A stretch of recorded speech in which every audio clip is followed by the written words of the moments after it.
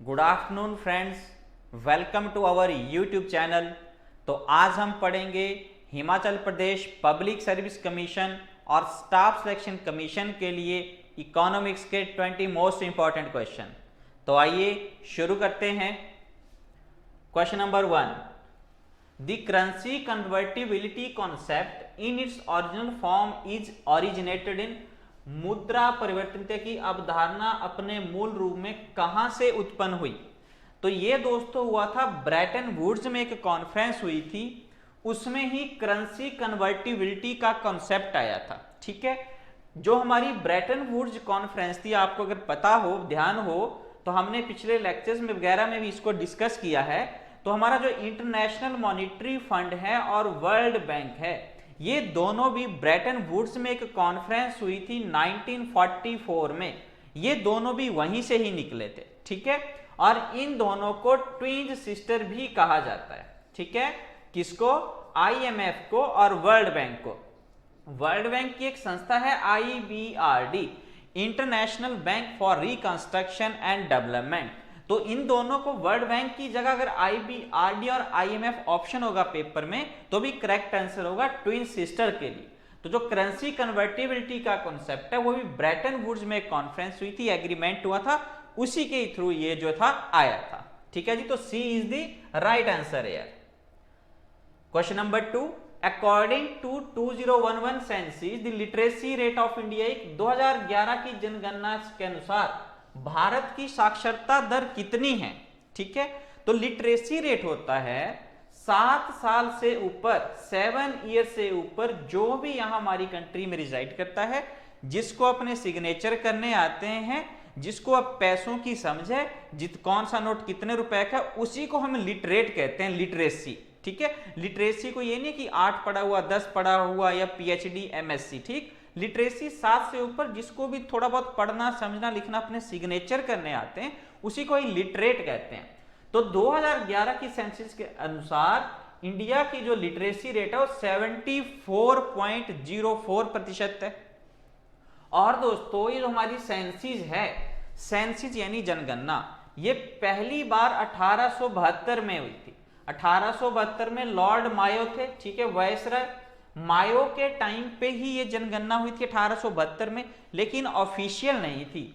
First official census जो थी 1881 में हुई थी, रिपन के टाइम पे। ठीक है, रिपन का टाइम पीरियड था 1880 से 1884। तो 1880 से 1884 के बीच में ही रिपन का जो टाइम पीरियड था, इसी में 1881 में पहली बार ऑफिशियल सेंसस हुई। ठीक है, जनगणना।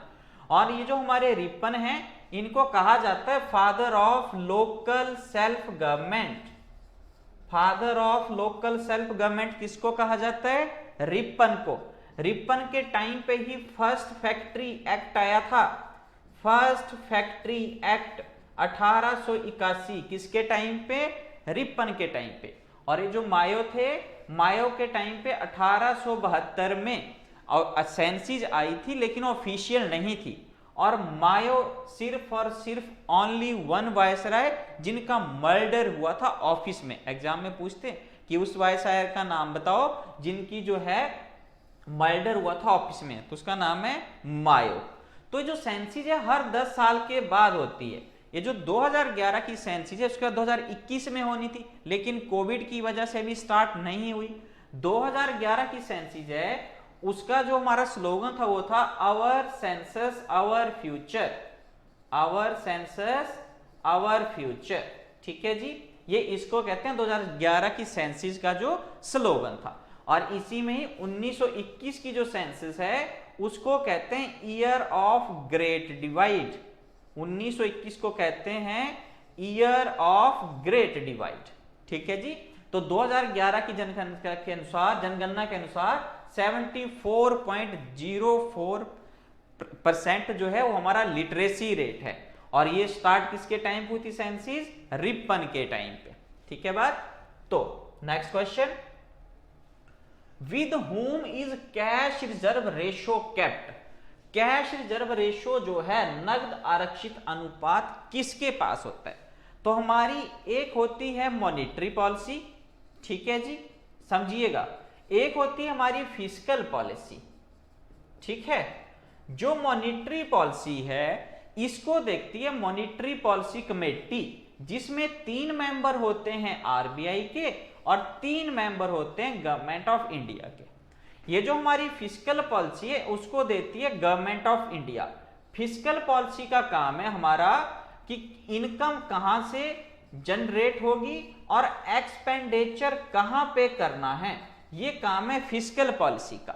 मॉनिटरी पॉलिसी का काम है इन्फ्लेशन और मनी सप्लाई से रिलेटेड, यानी महंगाई कितनी है और मनी सप्लाई कितना करना है मार्केट में, ठीक है। तो ये सारा मॉनिटरी पॉलिसी का काम। मॉनिटरी पॉलिसी 3 मेंबर आरबीआई के, 3 गवर्नमेंट ऑफ इंडिया के होते हैं। मॉनिटरी पॉलिसी के ही इंस्ट्रूमेंट हैं repo rate, reverse repo rate, open market operation, statutory liquidity ratio, cash reserve ratio, bank rate, ठीक है। ये सारे मॉनिटरी पॉलिसी के इंस्ट्रूमेंट हैं और इन सब से डील करता है आरबीआई। यानी महंगाई को, इन्फ्लेशन को कम या ज्यादा करना है तो उसमें जो है पैसों को जो है इंटरेस्ट रेट कम करें ज्यादा करें, फिर पैसा मार्केट में कम होगा ज्यादा होगा, सारा इस पे डिपेंड करता है। तो जो कैश रिजर्व रेशो है यानी नकद आरक्षित अनुपात, बैंकों को कुछ कैश उनको जो है आरबीआई के पास रखना पड़ता है।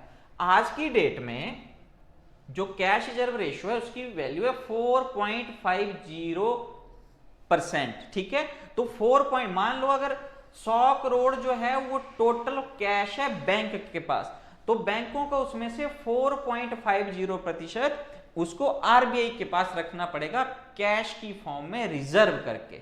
उसी को ही कहते हैं कैश रिजर्व रेशो। यानी आरबीआई के पास जो हमारे कमर्शियल बैंकों ने पैसा रखा उसी को ही कहते हैं कैश रिजर्व रेशो, जो आज की डेट में कितनी है 4.50%।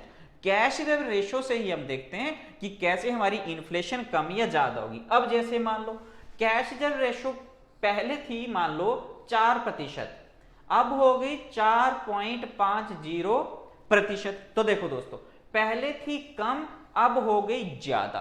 तो जो हमारा आरबीआई है, बैंकों ने इसके पास कैश कराना है ना, पहले मान लो कराया था इसने 4 रुपए, तो अब जमा कराना पड़ेगा 4.50, ठीक है, 0.50 ज्यादा कराना पड़ेगा जमा। तो बैंकों के पास पैसा कम हो गया, बैंकों के पास पैसा कम हो गया तो लोग जाएंगे पैसा मांगने, लोन मांगने, तो लोगों को नहीं मिलेगा, लोगों को नहीं मिलेगा, लोगों की जेबों में पैसा कम हुआ तो लोगों की परचेजिंग पावर यानी कुछ भी खरीदने की क्षमता कम हो जाएगी।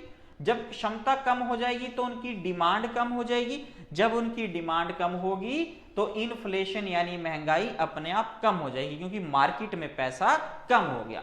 तो जब हमारा आरबीआई सीआरआर को बढ़ाता है तो इन्फ्लेशन जो है उससे लड़ने में आसानी हो जाती है, फाइट करने में। तो किसके पास होता है cash reserve ratio? Reserve bank of India के पास। सीआरआर एक मॉनेटरी पॉलिसी का इंस्ट्रूमेंट है इन्फ्लेशन से फाइट करने के लिए, ठीक है बात। Next question, GST refers to, ये तो सबको पता है, गुड्स एंड सर्विसेज टैक्स, ठीक है। तो जीएसटी ने जो हमारे इनडायरेक्ट टैक्स थे उन सबको रिप्लेस किया। जीएसटी जो था वो 1 जुलाई 2017 से जो है काम करना शुरू किया। जीएसटी की अमेंडमेंट थी 101/2016, 101 अमेंडमेंट 2016, हमारे कॉन्स्टिट्यूशन की 101 अमेंडमेंट नंबर किससे रिलेटेड है दोस्तों? जीएसटी से रिलेटेड है, ठीक है। उसके बाद 102 किससे रिलेटेड है? जो हमारा national commission for backward classes है उससे रिलेटेड, इनको कॉन्स्टिट्यूशनल स्टेटस दे दिया गया बैकवर्ड क्लासेज को। 103 अमेंडमेंट थी हमारी, जो हमारा ये ईडब्ल्यूएस थे ना उनको 10% रिजर्वेशन दिया गया, इकोनॉमिकल वीकर सेक्शन। वो कौन सी अमेंडमेंट थी? 103। 104 अमेंडमेंट थी हमारी जो पार्लियामेंट है ना, लोकसभा राज्यसभा। लोकसभा में पहले 2 जो एंग्लो इंडियन थे जिनको नॉमिनेट करते थे प्रेसिडेंट, और एक हमारी विधानसभा से जिनको नॉमिनेट करते थे गवर्नर। अब इन दोनों को नॉमिनेट नहीं करेंगे, यानी एंग्लो इंडियन की जो रिप्रेजेंटेशन है लोकसभा में 2 और विधानसभा में एक, विधानसभा में गवर्नर के द्वारा और प्रेसिडेंट के द्वारा लोकसभा में, उसको डन अवे कर दिया गया, अब इनको नॉमिनेट नहीं करेंगे। राज्यसभा में 12 पर्सन को नॉमिनेट करते हैं प्रेसिडेंट ऑफ इंडिया, कहां, राज्यसभा में, इनको अभी भी करेंगे। ये कौन सा हटाया है 104 अमेंडमेंट के थ्रू, हमारे 2 एंग्लो इंडियन जो लोकसभा के थे और एक एंग्लो इंडियन जो हमारा विधानसभा में था, ठीक है। तो जो जीएसटी है उसकी अमेंडमेंट क्या है 101 2016 गुड्स एंड सर्विसेज टैक्स 1 जुलाई 2017 से जो इंप्लीमेंट हुआ। तो B is the right answer. Next, inclusive growth is a phrase used in India's 9th plan, 10th, 11th, 12th. Select the correct answer. तो देखो दोस्तों, जो हमारी प्लानिंग कमीशन है ना, जिसको रिप्लेस कर दिया था हमारा नीति आयोग ने, national institution for transforming India, आज भी प्लानिंग कमीशन से क्वेश्चन आते हैं आपके एग्जाम में, ठीक है। तो प्लानिंग कमीशन से जो उसकी टोटल जो थी वो 12 प्लान आई। प्लानिंग कमीशन की हर प्लान आती थी 5-5 सालों के लिए, इसको कहते थे पंचवर्षीय योजना, 5 सालों के लिए पूरी प्लान बनाते थे। तो इनकी जो प्लान थी, टोटल प्लान आई 12। जो हमारी 12th प्लान थी वो चली 2012 से 2017, और यहां बीच में 2015 में किसका आगमन हुआ, नीति आयोग पहुंच गया बीच में 2015 में, और 2007 से 2012 यहां हमारी आई थी 11th 5 ईयर प्लान। तो ये जो हमारी 11th और 12th 5 ईयर प्लान थी, इनकी थीम बड़ी इंपॉर्टेंट है, ठीक है। क्वेश्चन ये इंक्लूसिव ग्रोथ फ्रेज कहां यूज हुआ। तो दोस्तों 11th का था faster and more inclusive growth, exam के लिए इंपॉर्टेंट है। Faster and more inclusive growth, ये किसकी थीम थी, 11th 5 ईयर प्लान की। 12th 5 ईयर प्लान की थीम थी फास्टर और एक शब्द जोड़ दिया sustainable development and more inclusive growth.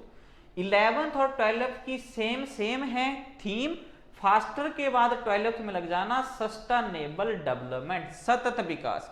Sustainable development होता है कि आने वाली जनरेशनों को भी जो है वो नुकसान ना हो, सारे रिसोर्सेज का हम यूज ना कर लें, उनके लिए भी कुछ बचा के रखें, और हम जो विकास रखें वो काफी टाइम तक सस्टेन रहे, लंबे टाइम तक, उसी को ही कहते हैं सस्टेनेबल डेवलपमेंट। तो faster sustainable development and more inclusive growth, तो ये 12th का है और 11th का है faster and more inclusive growth. तो दोनों के दोनों में कौन सा वर्ड यूज हुआ, इंक्लूसिव ग्रोथ, ठीक है। तो इंक्लूसिव ग्रोथ 11th और 12th 3 एंड 4, तो option B is right answer. Planning commission आज की डेट में एग्जिस्ट नहीं करता है, इसके क्वेश्चन आज की डेट में पेपर में आते हैं। प्लानिंग कमीशन नॉन कॉन्स्टिट्यूशनल या extra constitutional non statutory body थी, जो कब बनी थी, 15 मार्च 1950 को, ठीक है जी। और भी आपको पता होगा कि जो हमारा प्लानिंग कमीशन था उसमें 1966 से 1969 के बीच में कोई प्लान नहीं आई, इसलिए इसको कहते हैं प्लान हॉलीडे, ठीक है जी, बहुत बार हमने डिस्कस किया। और 1979 और 80 में पॉलिटिकल इंस्टेबिलिटी थी, उस वजह से यहां पे आई थी रोलिंग प्लान, ठीक है। हमारी जो जनता पार्टी थी और नॉन कांग्रेस पार्टी थी, उन दोनों के बीच में थोड़ा चल रहे थे इश्यूज, तो सरकार भी जो स्थिर सरकार नहीं मिल पा रही थी देश को, तो यहां पे जो था 1979 और 80 में रोलिंग प्लान आई, और 1990-1992 यहां पर भी 2 एनुअल प्लान आई हैं, ठीक है।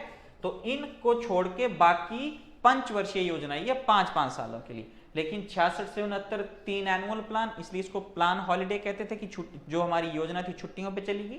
79 से 80 रोलिंग प्लान, 1990 से 92 2 एनुअल प्लान, ठीक है। तो ये भी आपके लिए इंपॉर्टेंट रहता है। आगे, who is father of economics, ये तो सिंपल सा क्वेश्चन है। इकोनॉमिक्स के फादर कौन है, एडम स्मिथ है। एडम स्मिथ की एक बुक आपको पता होगा wealth of nation, wealth of nation किसकी किताब है, एडम स्मिथ की है। कब लिखी, 1776 में, जिसमें बात की इन्होंने लेसिज फायर की, ठीक है। लेसिज फायर मतलब कि हमें कोई भी इंटरफेरेंस नहीं चाहिए, नॉन गवर्नमेंट, ठीक है, नो गवर्नमेंट इंटरवेंशन, सरकार की कोई भागीदारी की जरूरत नहीं है। लेसिज फायर का मतलब होता है लीव अस एलोन, हमें अकेला छोड़ दो, हम खुद देखेंगे कहने का मतलब कैपिटलिस्ट इकोनॉमी की बात कर रहे हैं, ठीक है जी, कैपिटलिस्ट इकोनॉमी की बात कर रहे हैं ये लोग। तो एडम स्मिथ ने तो वेल्थ ऑफ नेशन किताब लिखी, इन्हीं को कहते हैं father of modern economics, father of economics, किसको? इसको, एडम स्मिथ को, ठीक है बात। Next, a high growth rate of population is characterized by, जनसंख्या की उच्च वृद्धि दर की विशेषता। आंसर करो इसको, बताओ। तो high growth rate of population कैसे होगा? High birth high death rate, अगर जन्म भी ज्यादा हो रहे हैं मृत्यु भी ज्यादा हो रही है तो हाई ग्रोथ रेट थोड़ी होगा पॉपुलेशन का। हाई बर्थ ज्यादा हो रही है, डेथ लो, बिल्कुल सर, बर्थ ज्यादा हो रही है, पैदा ज्यादा हो रहे हैं, मर कम रहे हैं, तो पॉपुलेशन की ग्रोथ होगी, बिल्कुल राइट आंसर होगा ये। पढ़ लेते हैं, लो बर्थ हाई डेथ, नहीं सर, फिर तो पॉपुलेशन की ग्रोथ कम हो जाएगी।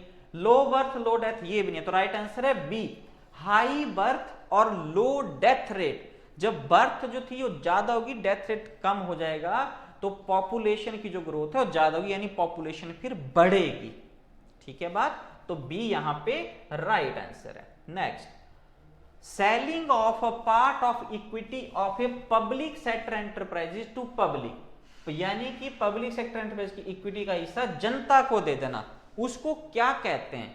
तो देखो, कम्युनाइजेशन नहीं, कम्युनाइजेशन तो साम्यवाद हो गया, ठीक है, ये नहीं हो। नेशनलाइजेशन, राष्ट्रीयकरण, नेशनलाइजेशन तो हुआ कि पहले प्राइवेट था, फिर कोई एक्ट अधिनियम आया, उससे जो था वो सरकार के पास आ गया, तो नहीं, यहां पब्लिक सेक्टर से पब्लिक हो गया, जनता के पास आ गया, पहले सरकार के पास था, तो उल्टा हो गया। नेशनलाइजेशन में क्या होता है, पहले प्राइवेट फिर सरकार के पास, यहां पूछा है सरकार से जनता के पास। डिसइन्वेस्टमेंट, यस, तो जो डिसइन्वेस्टमेंट होती है, विनिवेश, यानी आपकी जो इन्वेस्टमेंट है उसको कम कर देना, अब हमने इसमें पैसा नहीं लगाना है, आप रख लो। तो अगला है डीलिमिटेशन, डीलिमिटेशन नहीं है, डीलिमिटेशन तो एक ऐसा हमारा सिनेरियो रहता है डीलिमिटेशन में, जिसमें जो हमारी कॉन्स्टिट्यूंसी होती है लोकसभा की, विधानसभा की, उनका एरिया कम या ज्यादा करना, वहां के लिए कॉन्सेप्ट है डीलिमिटेशन। नेशनलाइजेशन हो गया हमारा राष्ट्रीयकरण, कि कैसे जो है प्राइवेट से गवर्नमेंट को डालना है, और कम्युनाइजेशन तो साम्यवाद हो गया, ठीक है, और डिसइन्वेस्टमेंट यानी कि अपना जो निवेश है उसको कम कर देना। तो जब सरकार अपने किसी एंटरप्राइज को, जनता को, किसी और को, प्राइवेट बॉडी को दे दे, पब्लिक की जगह अगर यहां प्राइवेट होता ना, तभी तो उसको डिसइन्वेस्टमेंट कहते हैं, ठीक है। डिसइन्वेस्टमेंट यानी कि अपनी इन्वेस्टमेंट को कम करना, और सरकार ऐसा क्यों करेगी? क्योंकि सरकार को उस चीज की जरूरत नहीं है, सरकार को पैसा चाहिए, ठीक है, इन्वेस्टमेंट नहीं करना चाहती सरकार को, पैसे की जरूरत है, तो उन्होंने डिसइन्वेस्टमेंट कर दी। क्लियर है जी बात। आगे दोस्तों, नाबार्ड इज एन, नाबार्ड क्या है? नाबार्ड आपको पता है, नाबार्ड इज नेशनल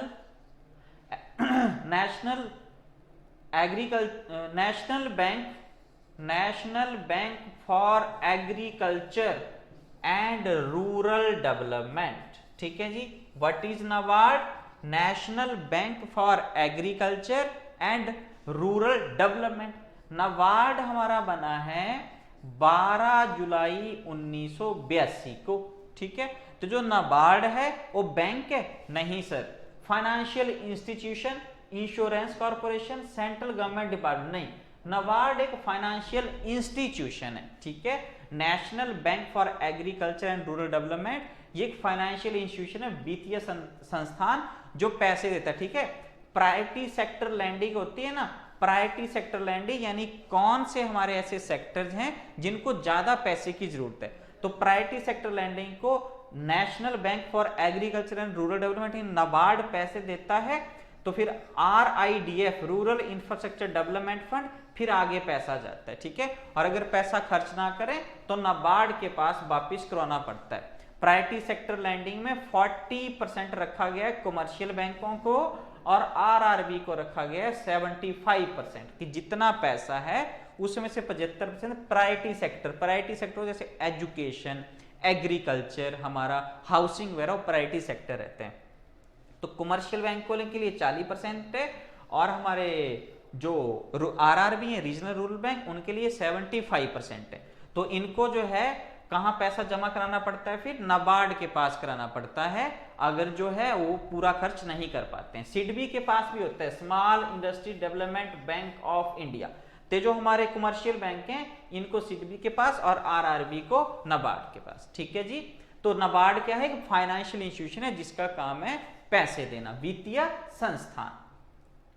आगे जी, exchange rate for one currency against another currency known as, एक मुद्रा के लिए दूसरी मुद्रा के लिए विनिमय दर, उसको क्या कहते हैं। एक्सचेंज रेट होता है कि हमारी करेंसी की वैल्यू आपकी करेंसी के मुकाबले कितनी होगी। ठीक है, एक्सचेंज रेट उसको कहते हैं, एक करेंसी का दूसरी करेंसी के लिए, $1 70 रुपए या $1 80 रुपए, तो वो एक्सचेंज रेट हुआ।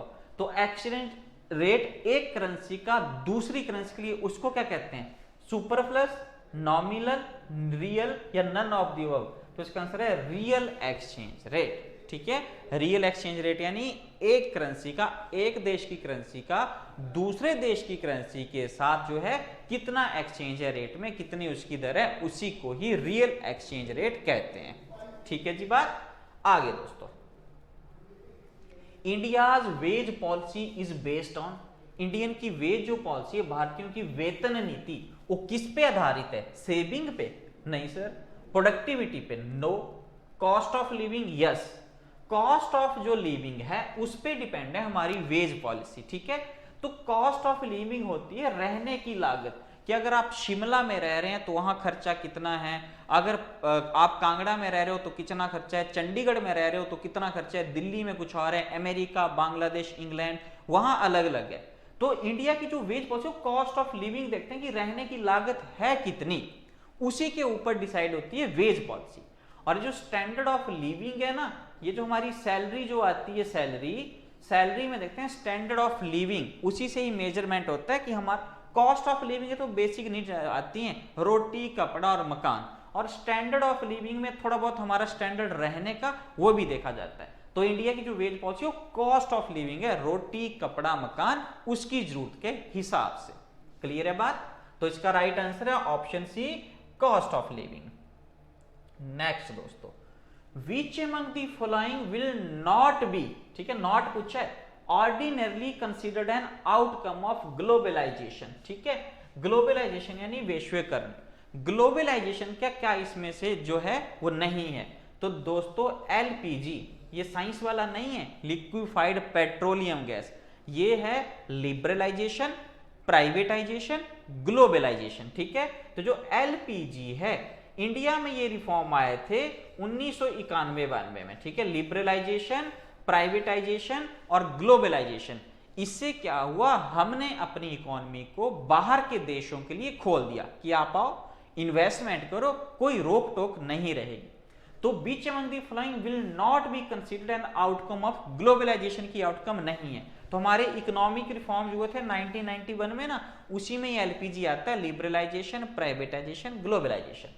तो देखो कौन सी नहीं, मल्टीलेटरल ट्रेड एग्रीमेंट, ये तो हुए उसके बाद। ठीक है, बहुपक्षीय व्यापार समझौते हुए सभी देशों के साथ, आउटसोर्सिंग भी हुई, टैरिफ बैरियर ये नहीं हुआ दोस्तों, और फॉरेन डायरेक्ट इन्वेस्टमेंट ये तो आई कि जी आप इन्वेस्टमेंट करो। तो ग्लोबलाइजेशन से टैरिफ बैरियर, शुल्क बाधाएं ये नहीं हुई हैं, ये तो खुली हैं, बंद नहीं हुई, खुली हैं। तो टैरिफ बैरियर जो है ग्लोबलाइजेशन का आउटकम नहीं है, बाकी तीनों के तीनों है। क्लियर है बात। आगे देखते हैं, commercial banking system in India is, देखो इंडिया में जो है दोस्तों बहुत तरह के बैंक हैं, एक होता है शेड्यूल बैंक, ठीक है, एक होता है नॉन शेड्यूल बैंक। ठीक है जी, शेड्यूल बैंक और non schedule bank. Schedule bank वो है जो आरबीआई के सेकंड शेड्यूल में लिस्टेड है। आरबीआई एक्ट आया था ना 1934 में। ठीक है, आरबीआई का एक्ट आया था 1934 में। आरबीआई का एक्ट जो 1934 में है उसमें कुछ शेड्यूल बैंक हैं, तो शेड्यूल बैंक यानी कि जो सेकंड शेड्यूल में लिखे हैं। नॉन शेड्यूल जिनका सेकंड शेड्यूल में कोई जिक्र नहीं है, वो नॉन शेड्यूल बैंक हुए। हमारे जितने भी कमर्शियल बैंक हैं, ठीक है, हमारे जो आरआरबी हैं, फॉरेन बैंक हैं, ठीक है। ये सारे के सारे हमारे शेड्यूल बैंक हैं, यानी आरबीआई के सेकंड शेड्यूल में इनका जिक्र है। तो क्वेश्चन है कमर्शियल बैंकिंग सिस्टम किस पे है डिपेंडेंट? मिक्स्ड बैंकिंग पे नहीं, मिक्स्ड इकोनॉमी होती, ठीक है, प्राइवेट और पब्लिक वाली। यूनिट बैंकिंग नहीं, यूनिट ब्रांच बैंकिंग दोस्तों, ठीक है। तो जो कमर्शियल बैंकिंग है, हमारे जो भी बैंक है एसबीआई, पीएनबी, उनका बैंक में से ब्रांच बैंकिंग, ठीक है, शाखा बैंकिंग से वो आगे काम करते हैं, ठीक है। तो जो कमर्शियल बैंकिंग सिस्टम है वो ब्रांच बैंकिंग पे डिपेंड है इंडिया में, ठीक है जी। बात आज की डेट में कितने कमर्शियल, आज की डेट में कितने पब्लिक सेक्टर बैंक हैं इंडिया में, पता है आपको? इंडिया में आज की डेट में 12 पब्लिक सेक्टर बैंक हैं। बैंकों का नेशनलाइजेशन हुआ था ना, तो 1969 में नेशनलाइजेशन हुआ था 14 बैंकों का, ठीक है। उस टाइम असेट थी 50 करोड़ रुपए इन बैंकों की। पहला जो बैंक नेशनलाइज हुआ था उसका नाम है आरबीआई। आरबीआई का नेशनलाइजेशन हुआ था 1949 में, 1949 में। उसके आजाद, फिर उसके बाद 1969 में 14 बैंकों का राष्ट्रीयकरण हुआ, 50 करोड़ संपत्ति थी। 1980 में दोबारा से जो था 6 बैंकों का राष्ट्रीयकरण हुआ, असेट थी 200 करोड़ रुपए, ठीक है जी, 200 करोड़ रुपए असेट थी। और इस तरह से 14 से 20 बैंक हो गए जिनका नेशनलाइजेशन हुआ। फिर एक बैंक था न्यू बैंक ऑफ इंडिया, ये लॉस में चल रहा था, ये लॉस में चल रहा था, तो इसको मिलाया गया पीएनबी के साथ, पंजाब नेशनल बैंक के साथ, 2 का 1 बन गया। तो 20 में से कितने रह गए? 19 रह गए। और हैरानी की बात, इतना बड़ा हमारा देश, सेकंड मोस्ट पॉपुलस कंट्री है हमारे देश में, ठीक है। चाइना नंबर 1 आता है पॉपुलेशन के हिसाब से, इंडिया नंबर 2 पे। एक भी बैंक वर्ल्ड के टॉप लेवल पे नहीं था। तो क्या हुआ, आज फिर 19 हमारे nationalised bank. SBI nationalised bank नहीं है, एसबीआई जो है वो पब्लिक सेक्टर बैंक है। नेशनलाइज्ड होता है जो पहले प्राइवेट हो, फिर उनको सरकार जो है उनका अधिग्रहण करे, सरकार उनको अपने अंडर ले ले। एसबीआई एक्ट के थ्रू बना है, वो पहले प्राइवेट नहीं था। तो कंसोलिडेशन प्रोसेस वगैरह स्टार्ट हुआ। आरबीआई के 7+1 एसोसिएट थे, इनको बना के सिर्फ एक ही बैंक बना दिया, SBI, state bank of India.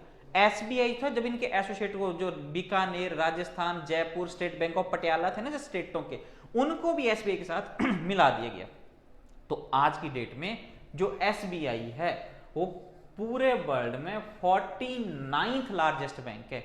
उससे पहले नहीं था, ये जब कंसोलिडेशन प्रोसेस हुआ उसके बाद हुआ। तो फिर ये 19 बैंक हो गए नेशनलाइज, उसके बाद ये कंसोलिडेशन का प्रोसेस चलता रहा, अभी लेटेस्ट 2017-18 में। और आज की डेट में हमारे पास कितने नेशनलाइज्ड बैंक हैं? 12 नेशनलाइज्ड बैंक है, ध्यान रखना अपने पास, ठीक है, पूछ सकते हैं करंट में। और ये जो एसबीआई है 49th लार्जेस्ट बैंक है पूरे वर्ल्ड में। एसबीआई जो था, एसबीआई कब बना था? 1955 में, ठीक है। एसबीआई का आपको पता होगा, बता देता हूं। एक था बैंक ऑफ बंगाल, एक था बैंक ऑफ मद्रास और एक था बैंक ऑफ बॉम्बे। इन 3 बैंकों को कहते थे प्रेसिडेंसी बैंक, ठीक है जी। इन तीनों को 1921 में बोल दिया इंपीरियल बैंक। 1921 में क्या नाम पड़ा? Imperial bank. और इंपीरियल बैंक को ही 1955 में नाम दिया गया एसबीआई। एग्जाम में ये पूछ सकते हैं कि एसबीआई का पुराना नाम क्या था, तो क्या था? इंपीरियल बैंक ऑफ इंडिया, यानी 1921 में। उससे पहले 3 bank, bank of Bengal, bank of Madras and bank of Bombay, ठीक। तो हमारी जो कमर्शियल बैंक है वो ब्रांच बैंकिंग पे, तो इसका सी राइट आंसर है। क्लियर है बात? आगे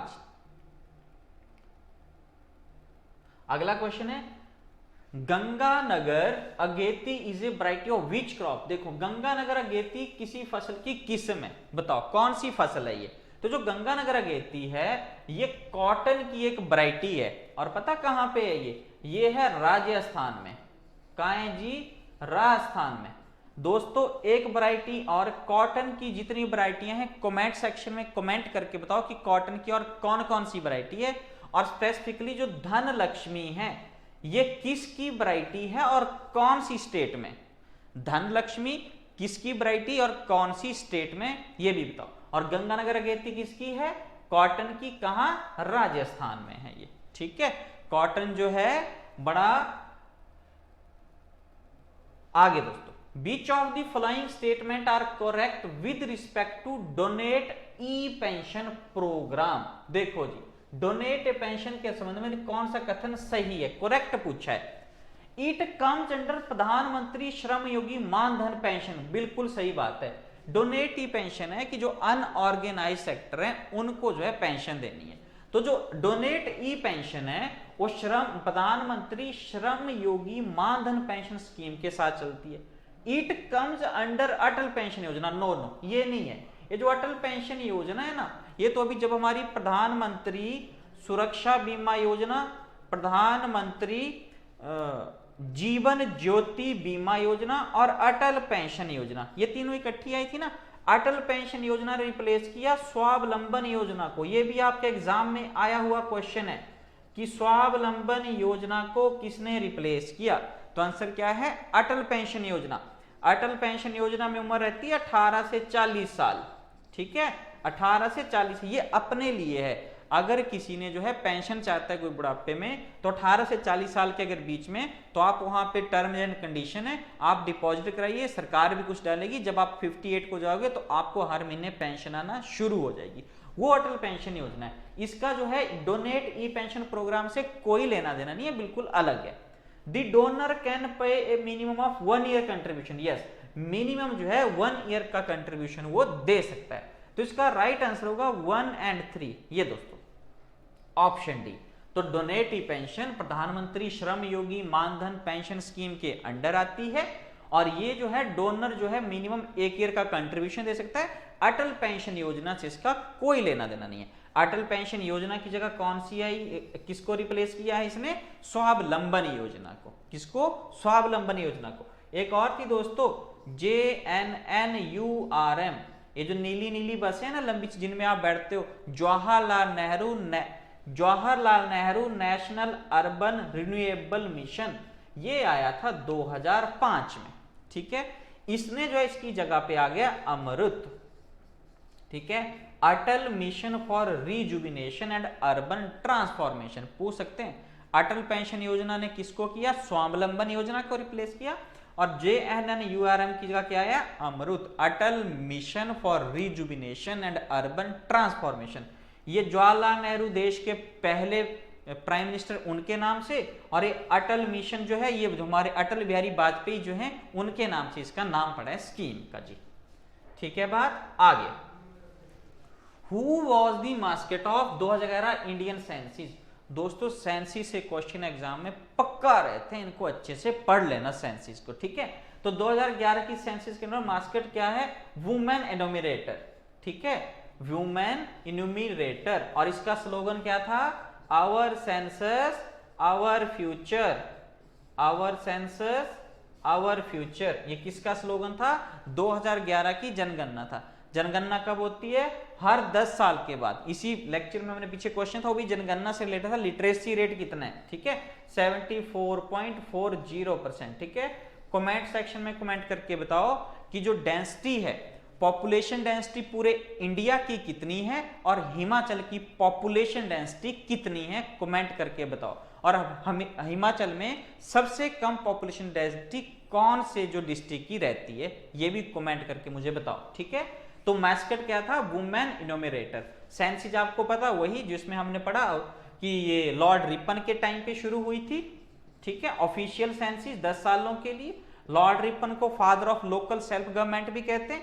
इनके टाइम पे हंटर कमीशन आया, ठीक, इनके टाइम इलबर्ट बिल कंट्रोवर्सी भी हुई थी। इलबर्ट बिल कंट्रोवर्सी किसके टाइम पे, रिपन के टाइम पे। हंटर कमीशन इन्हीं के टाइम पे आया, ठीक है, लॉर्ड रिपन के टाइम पे। Father of local self government, जो हमारा फैक्ट्री एक्ट था फर्स्ट, वो भी इनके टाइम पे आया। लॉर्ड रिपन से पहले कौन हुए, ये हुए लिटन, ठीक है, वर्नेकुलर प्रेस एक्ट वाले लिटन।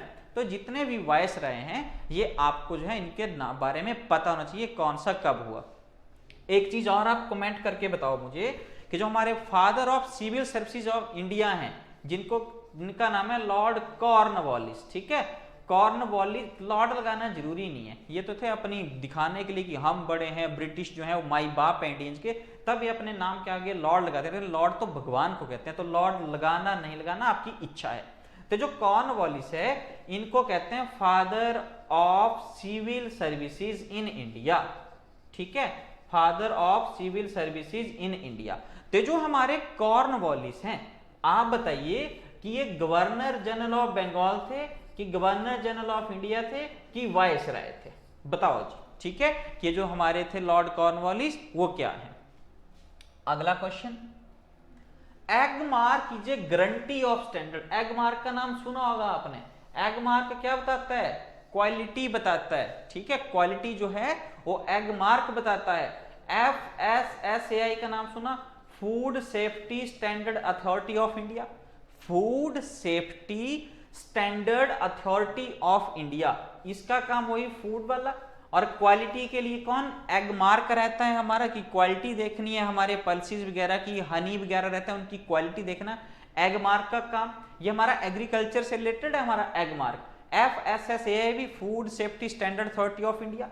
ऐसे एक रहता है हमारा FCI food corporation of India, और एक है APMC agriculture produce marketing committee. ये सारा हमारा एग्रीकल्चर से रिलेटेड है। तो जो एग मार्क है वो क्वालिटी बताता है, ठीक है, कि उसकी क्वालिटी कितनी है। ठीक है, एग मार्क।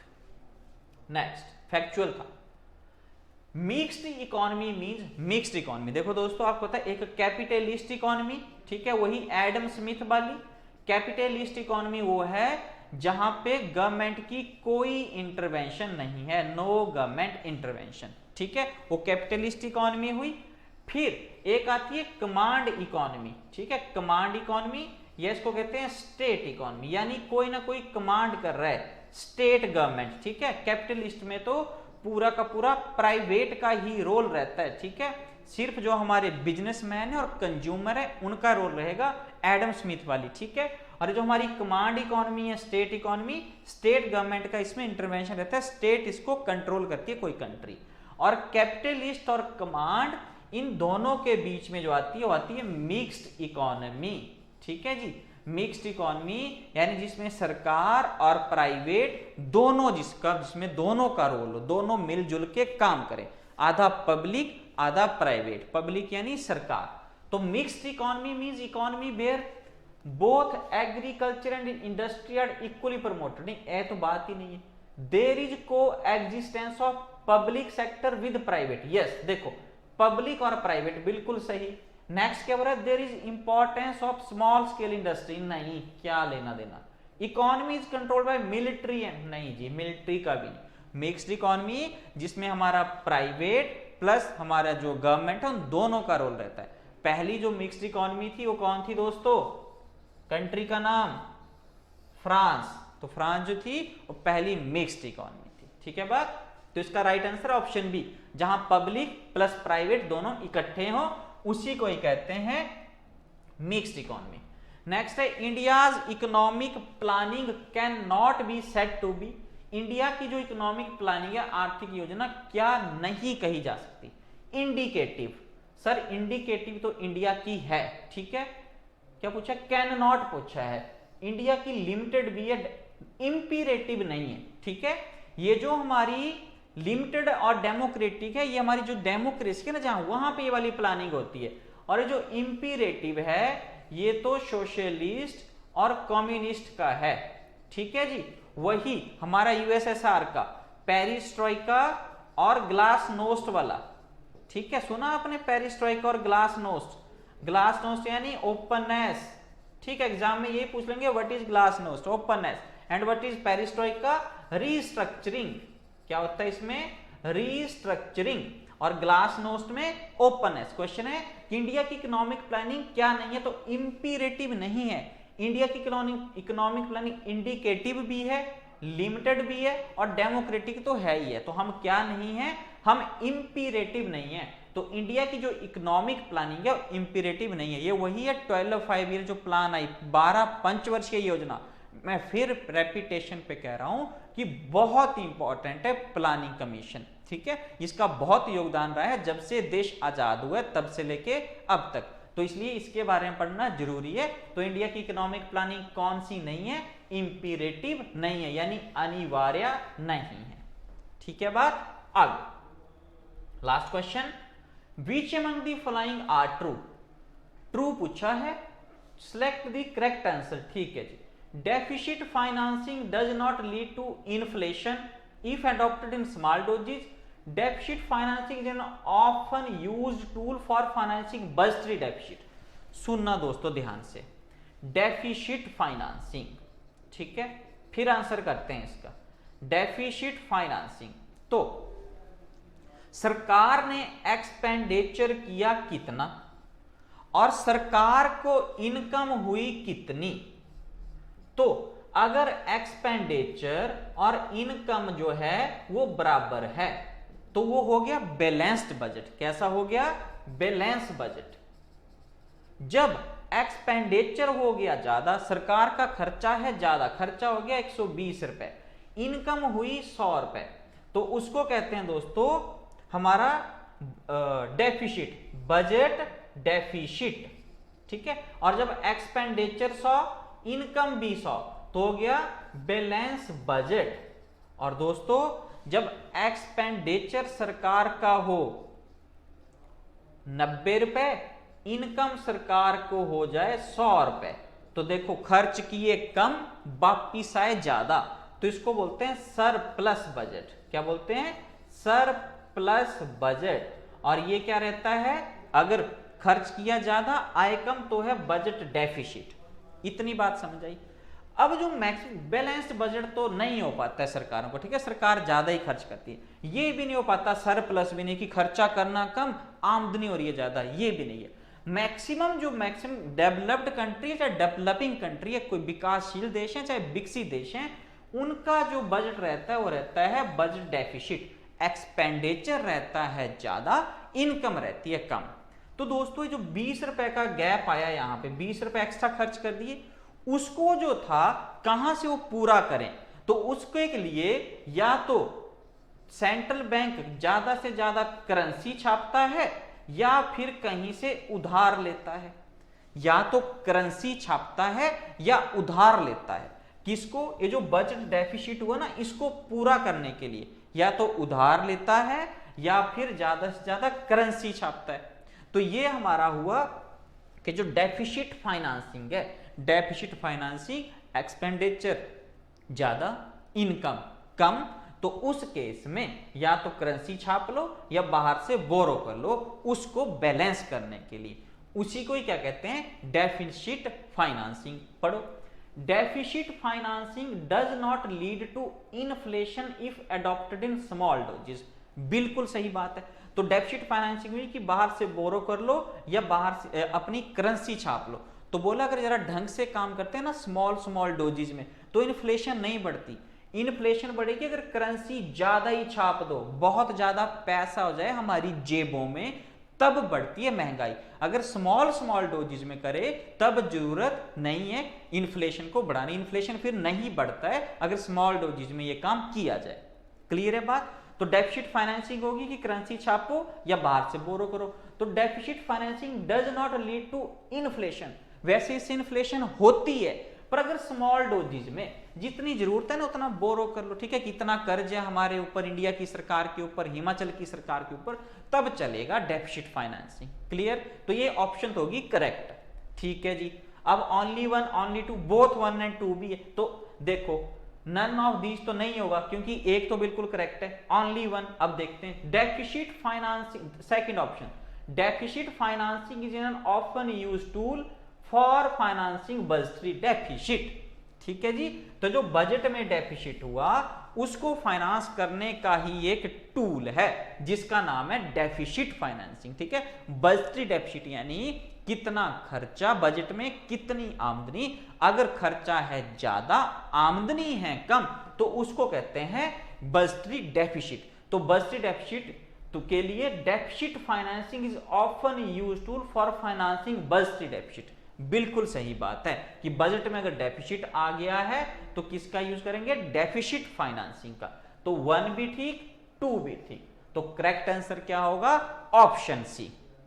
क्लियर है बात? ये क्वेश्चन भी एचएस में लास्ट ईयर पूछा गया था। ठीक है जी।